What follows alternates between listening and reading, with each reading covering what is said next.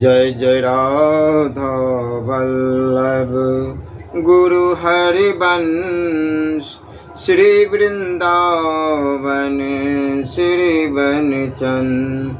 जय जय राधा वल्लभ गुरु हरिवंश श्री वृंदावन श्री वनचंद। ओम श्री परमात्मने नमः। श्री गणेशाय नमः। साधक किसे कहते हैं और मन का संवाद। परिचय बिना प्रतीति नहीं, बिना प्रेम नहीं ध्यान, नाव चले नहीं जल बिना, गुरु बिनु होय न ज्ञान। भाई मन तो बड़ा ही दुष्ट है, अत्यंत चंचल है, प्रबल है, ढीठ है। कहीं राज्य का लोभ देखकर गुलामी करवाता है, कभी ऐश्वर्य का लालच दिखाकर घास कटवाता है, कहीं धन की ध्वनि सुनाकर धनियों के पैर दबाता है, किसी की ऋषि सिद्धि में फांस कर पानी भरवाता है। जैसे कुत्ते को रोटी का टुकड़ा दिखाते हुए चाहे जितनी दूर ले जाए, ऐसे ही विषय भोगों में आसक्त करके न मालूम तू कितने जन्मों से कितनी योनियों में मुझे भटका रहा। तुझसे छुटकारा पाने का कोई उपाय दिखलाई नहीं देता। तू हवा से भी तेज दौड़ता है, क्षण भर में 14 लोकों में घूम आता है। जागृत में भी ही नहीं, स्वप्न में भी चुप होकर नहीं बैठता। जन्म भर में कभी देखे सुने नहीं ऐसे ऐसे अनोखे पदार्थ रच लेता है। भजन करने को बैठता हूँ तो और भी अधिक भागता है। बहुत तेरा रुकता हूँ, रुकता ही नहीं। मंत्र में लगाता हूँ तो बिना सिर पैर के मनोराज्य करने लगता है। भगवान का ध्यान करना चाहता हूँ तो भागा भागा फिरता है। राम राम जपता हूँ, राधा राधा जपता हूँ तो ग्राम ग्राम में घूमता है। घर बाहर के कचहरी दरबार के सब झगड़े भजन में लाकर खड़े कर देता है। तंग आ गया हूँ, तुझ पापी से कब पीछा छूटेगा। जब देखो तब एक न एक चिंता में ही लगे डाले रखता है। एक घड़ी भी सुख की नींद नहीं सोने देता।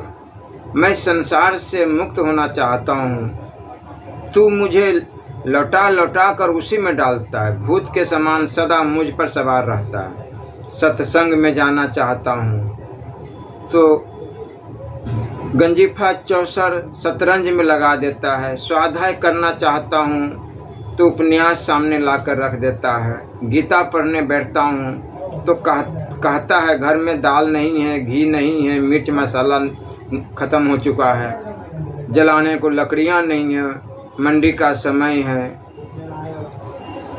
नाज भी निपटने वाला है, चलो ले आओ, इस समय पाव भर अधिक मिल जाएगा, गीता फिर पढ़ लेना। यह तो रोज का गीत है। पेट पूजा भी तो प्रधान है, सब उसके पीछे हैं। देवी देवता भी इसी से प्रसन्न होते हैं। गीता पढ़ने को दिन भर पड़ा है, रात भी बड़ी बड़ी होती है, मंडी का समय निकला जाता है। ऐसी ऐसी तेरी बातों से तंग आ गए, तेरा सत्यानाश हो जाए। ये मन ही जो है बंधुओं, मनुष्य को पतन करवाता है। मन इतना चंचल है, न जाने कहाँ कहाँ जो जो पूर्व जन्म में इसने किया है वही वही खोजता है। किधर सुख मिले, किधर आराम मिले, किधर धन मिले, किधर ऐश्वर्य मिले, किधर मान बड़ाई मिले, किधर कान को सुनने वाला संवाद अच्छा सुनाई दे, कहाँ नैनों से अच्छी चीज देखने को मिले। तूने मेरा सर्वस्व नाश कर दिया है। स्वभाव से मैं सुखी हूँ, मेरा संग में दुख पाता हूँ। तेरे संग में दुख पाता हूँ, पवित्र होकर भी तेरे संग से पापी कहलाता हूँ। अचल भी तेरे संग से चल बन गया हूँ। विरत होकर भी तेरे संग से अनु हो गया हूँ। असंग होने पर भी तेरे संग से कर्ता भोक्ता की उपाधि मेरे सिर मढ़ी गई है। स्वतंत्र होकर भी परतंत्र और मुक्त होकर भी तेरे संग से बंधन में पड़ा हूँ। तृप्त होकर भी भूखा बना रहता हूँ, निर्भय होकर भी भयभीत हूँ। नहीं जन्मता हूँ, हुआ भी जन्मता हूँ, अमर होकर भी मर रहा हूँ। कहाँ तक रोऊं, तेरे संग से तंग हो। बाबा तुलसीदास जी ने सच ही कहा है, बरु भल बास नरक के करताता, दुष्ट संग जन दे विधाता। अच्छा, मैं तुझसे ही इंसाफ कराता हूँ, तुझे ही न्यायाधीश बनाता हूँ। बोल जो कुछ मैं कहता हूँ ठीक है या नहीं। मन वाह वाह वाह साहब वाह, अच्छी उल्टी गंगा बहाई। करना आप लगाना लड़के को, समझ है तभी तो आप तंग हो रहे हैं। आपने जितनी बातें कही है सब झूठी है, निर्मूल है। दूसरे को दोष लगाना बड़ा भारी पाप है, सोच विचार कर बोलना चाहिए। आप अच्छे, मैं बुरा, बुरे ने अच्छे को बिगाड़ दिया। कहीं ऐसा भी हो सकता है क्या? गुरुजी से यही पढ़ा है। रोज तो सुना करते हैं कि बुरा बुरा ही रहेगा, अच्छा अच्छा ही रहेगा। बुरा अच्छा नहीं हो सकता, अच्छा बुरा नहीं हो सकता। जैसे दिन रात का मेल नहीं होता, ऐसे ही अच्छे बुरे भी मेल नहीं कर सकते। सोना खोटा नहीं हो सकता, जैसा कारण होता है वैसा ही कार्य भी होता है। सजातीय का सजातीय से ही मेल हो सकता है, विजातीय का नहीं हो सकता। फिर मैंने आपको सुखी से दुखी कैसे बना दिया? आप मुझे दुष्ट, चंचल, बलवान और ढीठ बताते हैं। मैं इनमें से एक भी नहीं हूँ। यदि हूँ तो आपका बनाया हुआ ही हूँ। मैं तो सरल, अबल, लंगड़ा और बेपंदी वाला लोटा हूँ। बिना कौड़ी पैसे का नौकर हूँ, बिना दाम का खरीदा हुआ गुलाम हूँ। वचन में बंधा हुआ हूँ, इशारे पर काम करता हूँ। जो वस्तु आप मांगते हैं वही लगाकर देता हूँ। जहाँ खड़े होने को कहते हैं वही एक टांग से खड़ा रहता हूँ। आपकी रुचि के अनुसार काम करता हूँ। आपकी रुचि के बिना कोई काम नहीं करता। मन कितना चंचल है, फिर भी मन को बस में करने का एक ही साधन है बंधुओं, केवल नाम जप, भजन पारायण से ही हो सकता है। मन बुरा नहीं है। सच्चाई से देखा जाए, पहचाना जाए तो मन बुरा नहीं है। यदि भक्ति भाव के तरफ आपकी रुचि होती है, भगवत प्राप्ति की इच्छा करे आप, तो ये जो अंदर में दोष भरे पड़े हैं, दोष बोलिए या दुश्मन बोलिए, काम, क्रोध, लोभ, मोह, ईर्ष्या, द्वेष, मत्सर, ये सब जो भरे पड़े हैं, यही हमें बिगाड़ने का प्रयास करते रहता है और उसी के आधार पर मन अपना कार्य करता रहता है। यदि इस पर विजय पा लिया जाए तो मन तो आपको निहाल ही कर देगा, काम नहीं करता। जब आप कहते हैं तभी चलता हूँ, आपके दिए हुए पैरों से चलता हूँ, नहीं तो मेरे पैर है ही नहीं। लंगड़ा हूँ, जड़ हूँ, बल भी मुझ में नहीं है। यदि है तो आपका दिया हुआ है, मैं तो बलहीन हूँ। अबला के पुत्र में बल आवे ही कहाँ से? आपकी बुद्धि विपरीत हो रही है, इसलिए आपको कुछ दिखाई दे रहा है। ढिठाई कैसे कर सकता हूँ? ढिठाई तो वह करे जिसमें बल हो। बल पेंदी में होता है, मैं बिना पेंदी का हूँ, फिर ढिठता कैसा करूँ? पक्षपात न कीजिए, पक्षपात रहित होकर विचरिए। आप स्वभाव से भले ही निर्दोष हो, मैं आपको दोषी नहीं बताता, आप निर्दोष सही, परंतु दोषी मैं भी नहीं हूँ। यदि हूँ तो आप पहले होंगे, कारण से कार्य भिन्न नहीं होता। जैसे आप वैसा ही मैं भी हूँ, आप में से भी ही तो निकला हूँ, फिर दोषी कहाँ? कहीं आसमान में से तो टपक नहीं पड़ा, आपका बनाया हुआ हूँ। आपने ही मुझसे संग किया है। जो जो भोग आपने मांगे हैं मैं लाकर मौजूद कर देता हूँ। जो जो योनि आपको पसंद होती है वही मैं आपको लेके जाता हूँ। आप कहते हैं कि भजन नहीं करने देता। भजन करना आप चाहते ही कब है? धन में, स्त्री में, पुत्र में, ऐश्वर्य में, नाम में, कीर्ति में, रिद्धि में, सिद्धि में, जुए में, चोरी में, व्यभिचार में, मांस में, मदिरा में, बीड़ी में, चुटकी में, हफीम में, भांग में, चरस में, गांजे में, मीठे में, नमकीन में, चटपटे में आपकी रुचि है। इनसे आपको फुर्सत ही कहाँ है? दिन रात में इन्हीं का तो भजन क्या करते हैं, फिर ईश्वर का भजन कहाँ से हो? जो खाएगा उसी का डकार आवेगी ना। फोटोग्राफ में जो राग भर जाएगा वही निकलेगा। गुंजरे के यहाँ तो साग पात ही मिलेगा और जवाहरात तो जोहरी की दुकान पर ही मिलेंगे। जैसी आपकी रुचि होती है वैसा ही मैं बन जाता हूँ। नौकर को क्या उर्ज जी, हाँ करना नौकर का काम है।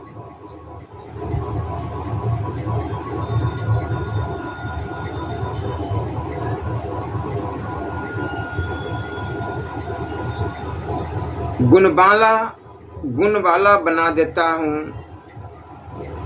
बैगन नापसंद हो तो मैं उन्हें बैगुन गुण रहित कह देता हूँ।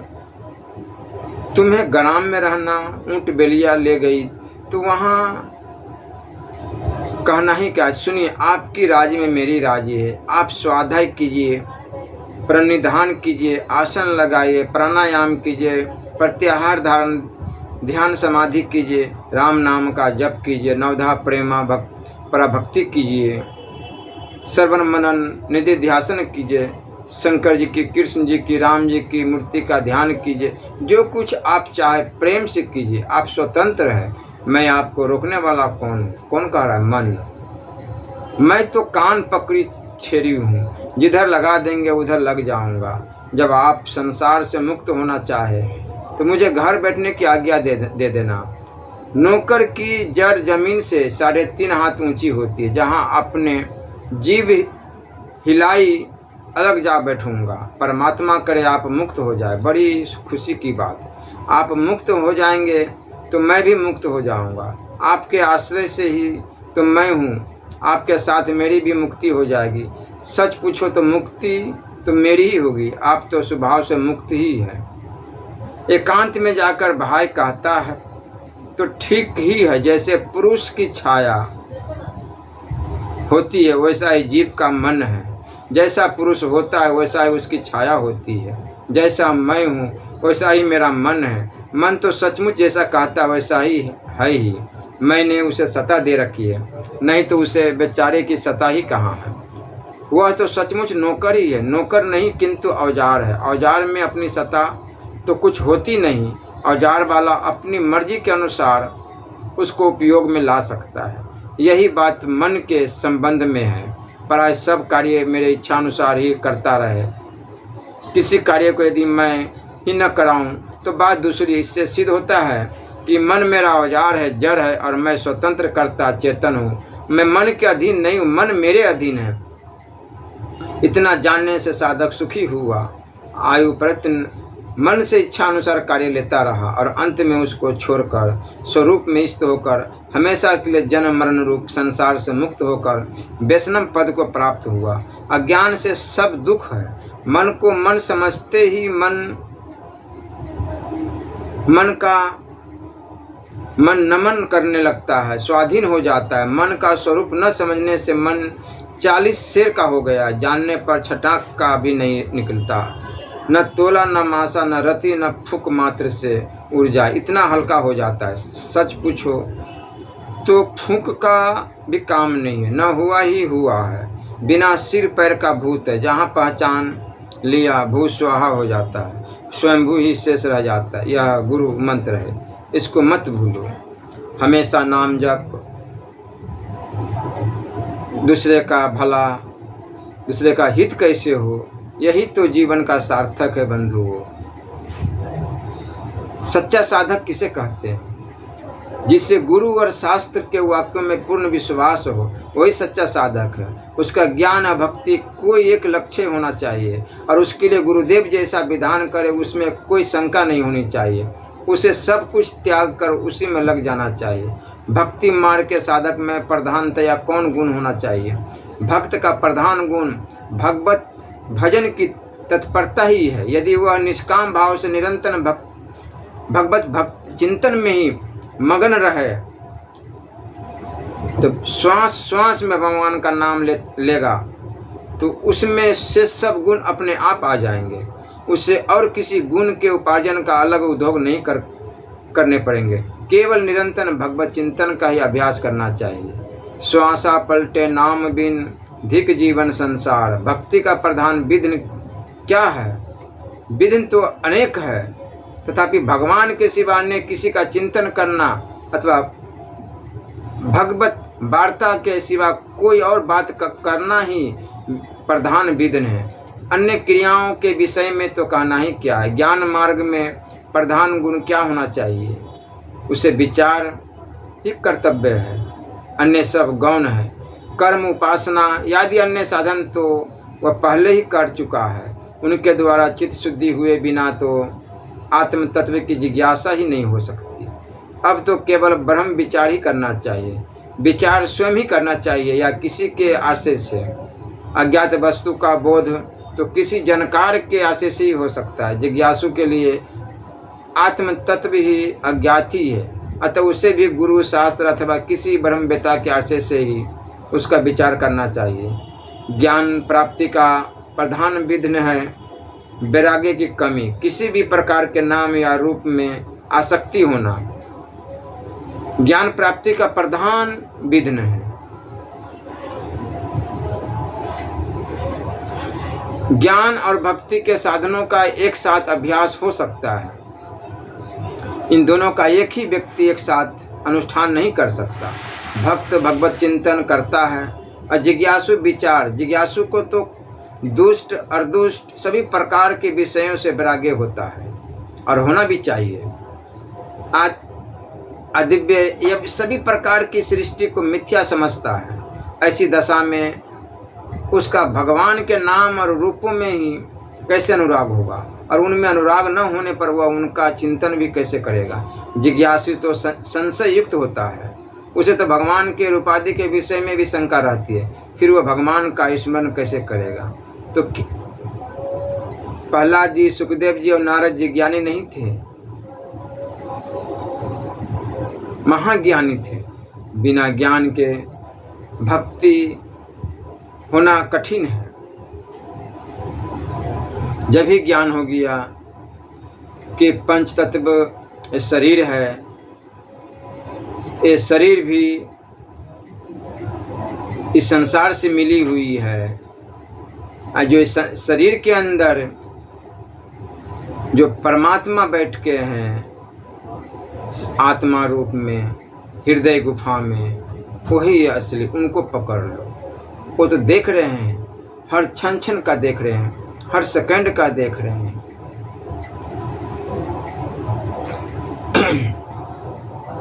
ज्ञानी जरा सा लोभ लालच देखने पर भाग जाते हैं, भटक जाते हैं।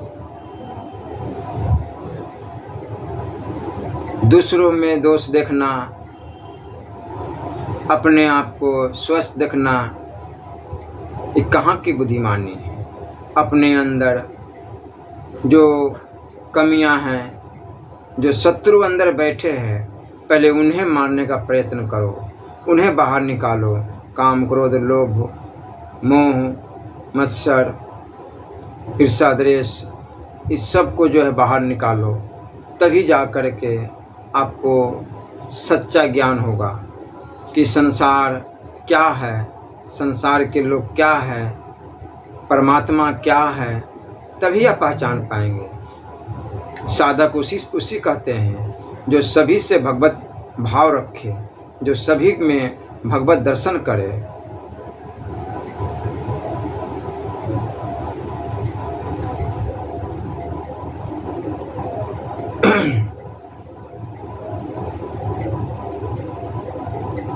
सिद्ध पुरुष तो सब कुछ जानते हैं। साधकों में ज्ञानी और भक्त का भेद होता है।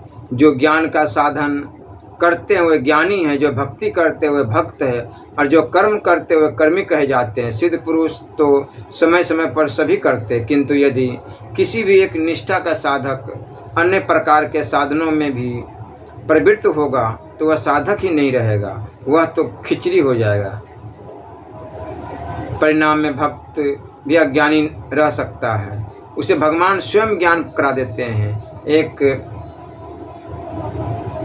एक हाकिम भी अपने चपरासी को कंगला नहीं रहने देता, वह उसे अपने से भी अच्छी पोशाक पहनाता है, फिर भगवान अपने भक्तों को क्या ज्ञानी रखेंगे।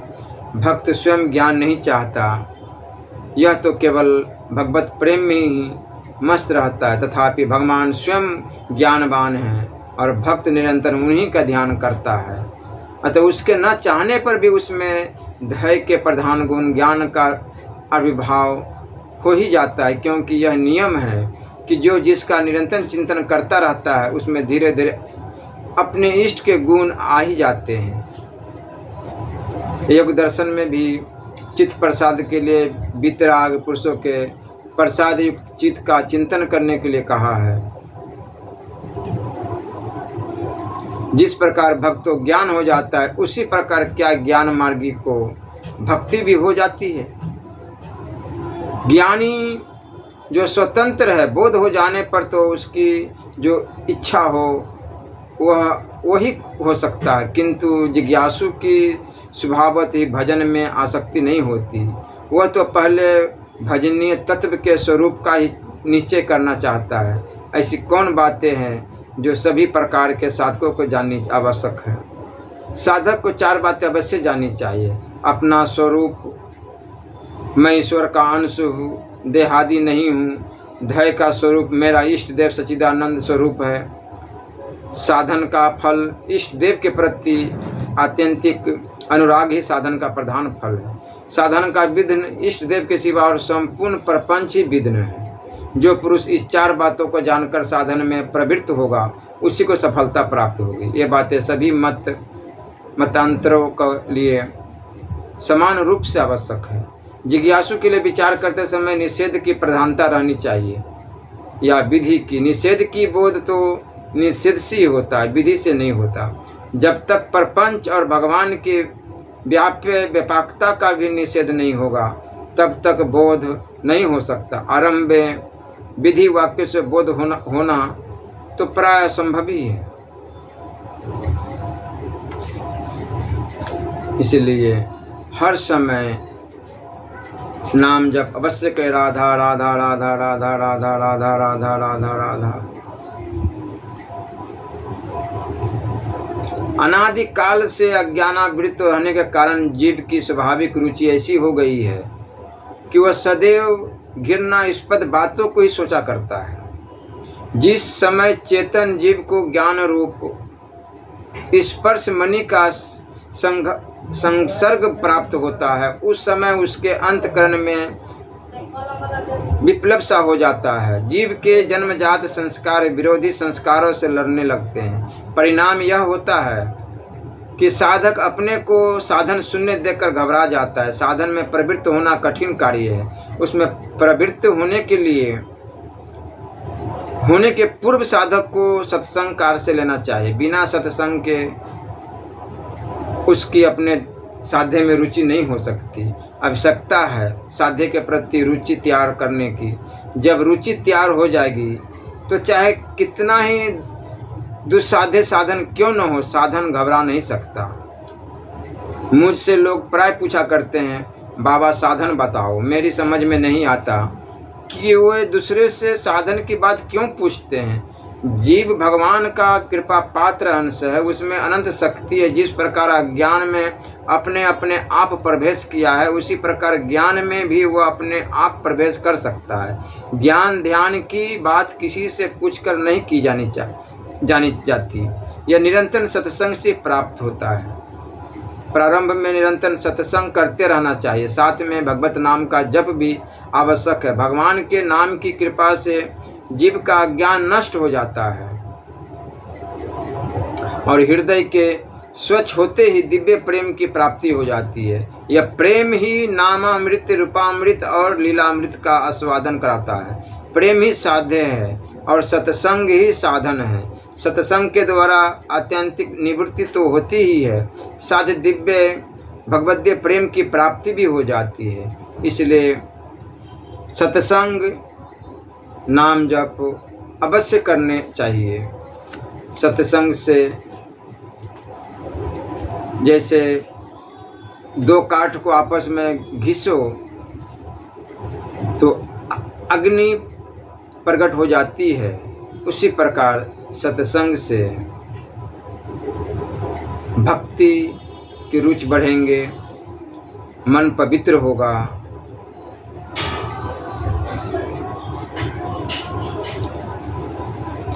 यह याद रखो कि भगवान एक है, एक ही भगवान लीला के लिए असंख्य रूपों और असंख्य नामों से प्रकाशित और पूजित होते हैं। कोई कैसा भी साधना करे, यदि वह भगवान के लिए है तो अंत में उसको वही भगवान मिलते हैं जो दूसरों को दूसरी साधनाओं के द्वारा मिलते। पाते हैं सब एक ही सत्य को, पहुंचते हैं सब एक ही जगह, रास्ते अलग अलग हैं। रास्ता सबके लिए एक हो भी नहीं सकता।